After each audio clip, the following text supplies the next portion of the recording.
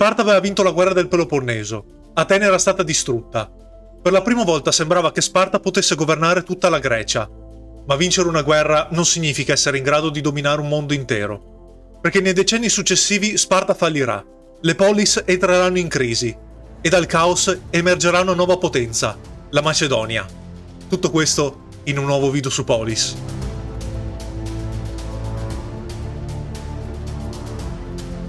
Nel 404 a.C. Sparta esce vincitrice dalla guerra del Peloponneso. Atene è distrutta, la sua flotta quasi annientata, le lunghe mura vengono distrutte. L'impero ateniese crolla. Per Sparta sembra il momento del trionfo definitivo. Per la prima volta nella storia greca, una singola polis sembra poter dominare gran parte della Grecia. Molte città devono accettare l'influenza spartana. Alcune vengono controllate direttamente. Altre sono costrette a seguire gli interessi di Sparta. Gli Spartani installano governi oligarchici fedeli ai propri interessi in diverse polis. In alcune città vengono imposti piccoli gruppi aristocratici sostenuti militarmente da Sparta. L'obiettivo è impedire il ritorno di governi democratici vicini ad Atene. Ma questa politica crea rapidamente tensioni. Molte polis che avevano combattuto contro Atene speravano in una Grecia più libera. Non volevano semplicemente sostituire il dominio ateniese con quello spartano. Eppure Sparta ha un problema enorme, perché è una città costruita per fare la guerra, non di certo per governare un impero. La società spartana è rigida, chiusa, militare.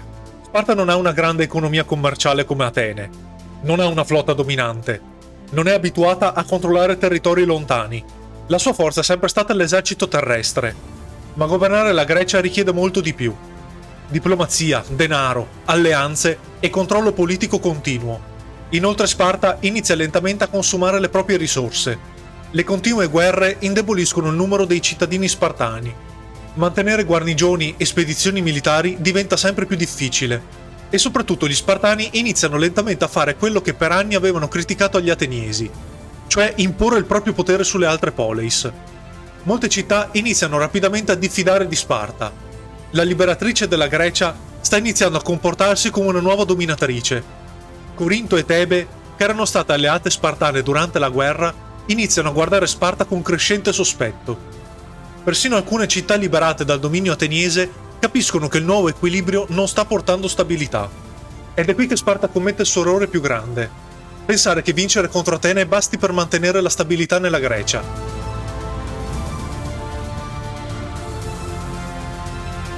Dopo la guerra del Peloponneso, la Grecia non trova stabilità. Trova invece nuove tensioni. Le città greche sono indebolite, l'economia è in crisi, i commerci hanno subito anni di guerra continua, molte campagne sono state devastate, intere regioni hanno perso popolazione e risorse, le flotte costano enormemente, gli eserciti consumano denaro che molte polis non riescono più a sostenere e soprattutto la fiducia tra le polis è ormai quasi scomparsa. Molte città iniziano a ribellarsi al controllo spartano. Alleanze e coalizioni cambiano continuamente. Le guerre non finiscono davvero mai. Corinto entra sempre più in contrasto con Sparta. Tebe inizia lentamente a rafforzarsi. Atene, pur sconfitta, riesce gradualmente a ricostruire parte della propria flotta e della propria influenza politica. La Grecia entra così in una fase fatta di conflitti continui, instabilità diplomatica e paura reciproca. Ogni polis teme che un'altra possa diventare troppo potente. E proprio per questo nessuna riesce davvero a creare un equilibrio stabile. La Grecia entra così in una fase pericolosissima, dove nessuna polis riesce davvero a dominare, ma soprattutto dove nessuna polis accetta di rimanere subordinata alle altre. E mentre i greci continuano a combattersi tra loro, la Persia torna lentamente a influenzare la politica greca. L'impero persiano capisce che una Grecia divisa è molto più facile da controllare indirettamente. Per questo i persiani iniziano a finanziare diverse polis greche, sostenendo di volta in volta quelle più utili ai propri interessi. Molte città iniziano a chiedere aiuto economico o militare ai persiani, ed è qualcosa di incredibile se pensiamo alle guerre persiane. Pochi decenni prima, i greci avevano combattuto insieme contro la Persia. La politica greca diventa sempre più fragile, le alleanze durano poco, le rivalità aumentano continuamente, e il mondo delle polis entra lentamente in una crisi profonda. Il mondo greco si sta lentamente consumando dall'interno e Sparta non è più in grado di controllare la situazione.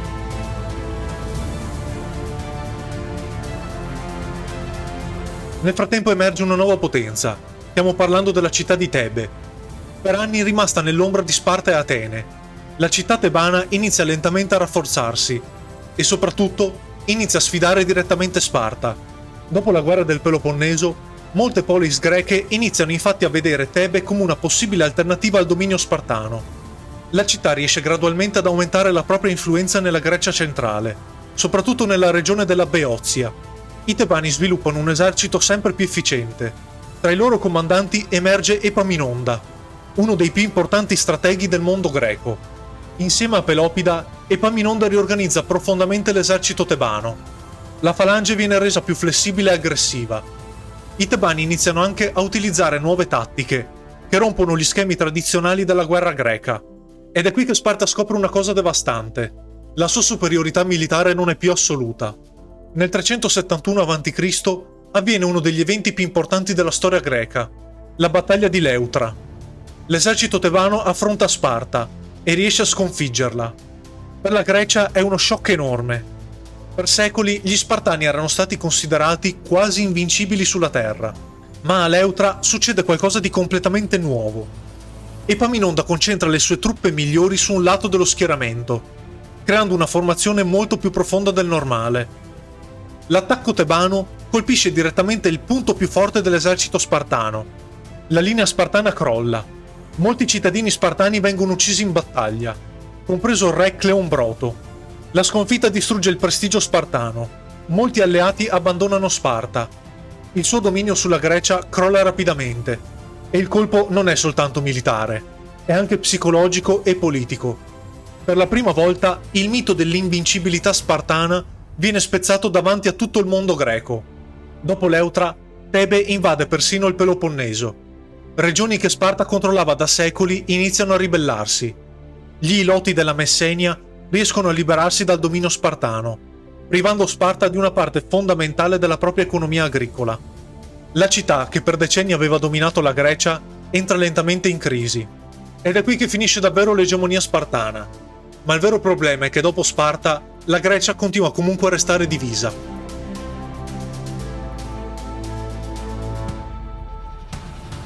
Nel IV secolo a.C. il mondo greco entra in una crisi sempre più profonda. Le grandi polis continuano a combattersi. Atene prova a ricostruire la propria influenza. Sparta tenta di sopravvivere. Tebe cerca di imporsi, ma nessuna riesce davvero a unificare stabilmente la Grecia. Le alleanze cambiano continuamente. Le guerre si susseguono senza creare un vero equilibrio. Ogni vittoria dura poco. Ogni polis teme che un'altra possa diventare troppo potente. Le guerre continue impoveriscono le città. Le campagne vengono devastate. Le risorse diminuiscono. Molti cittadini perdono fiducia nella politica delle poleis. Sempre più cittadini iniziano a vedere le guerre come conflitti combattuti per gli interessi delle elite o delle città rivali, e non più come lotte per la sopravvivenza collettiva del mondo greco. La crisi colpisce anche l'economia. I commerci diventano meno stabili. Molte città devono aumentare tasse e spese militari per sostenere eserciti sempre più costosi. Ed è importante capire una cosa: questa non è solo una crisi militare, è una crisi dell'intero modello di polis greca. Per secoli le polis avevano rappresentato il cuore della civiltà greca. Città indipendenti, orgogliose della propria autonomia e delle proprie istituzioni. Ma ora quel sistema mostra tutti i suoi limiti. Le rivalità tra le città impediscono qualsiasi stabilità duratura, e nessuna polis possiede abbastanza forza politica, economica e militare per guidare davvero tutta la Grecia. E mentre le polis si indeboliscono, a nord cresce lentamente una realtà che per molto tempo i greci avevano considerato periferica: la Macedonia. Una monarchia più grande, più centralizzata, più stabile militarmente. A differenza delle polis greche, la Macedonia ha un re capace di prendere decisioni rapide e di controllare un territorio molto più ampio, e soprattutto non è logorata da decenni di guerre interne come le città della Grecia meridionale. E presto arriverà un uomo capace di sfruttare completamente la debolezza del mondo greco. Stiamo parlando di Filippo II. Un sovrano ambizioso, intelligente e abilissimo dal punto di vista militare e diplomatico. Perché mentre Sparta, Atene e Tebe continuano a combattersi, la Macedonia si sta preparando a cambiare per sempre la storia della Grecia. La fine della guerra del Peloponneso non porta pace alla Grecia. porta invece nuove guerre, instabilità e rivalità comune. Sparta fallisce nel controllare il mondo greco. Le polis si indeboliscono sempre di più e la Grecia entra lentamente in crisi. Le città continuano a combattersi, senza riuscire a creare un equilibrio stabile. E proprio questa instabilità aprirà la strada ai grandi cambiamenti del IV secolo a.C. Nel prossimo approfondimento vedremo la guerra di Corinto, il conflitto che finirà per distruggere definitivamente l'egemonia spartana in Grecia. E nel prossimo episodio principale vedremo come Filippo II trasformerà la Macedonia nella nuova potenza dominante del mondo greco. Ed è proprio da queste crisi che emergerà il mondo di Alessandro Magno.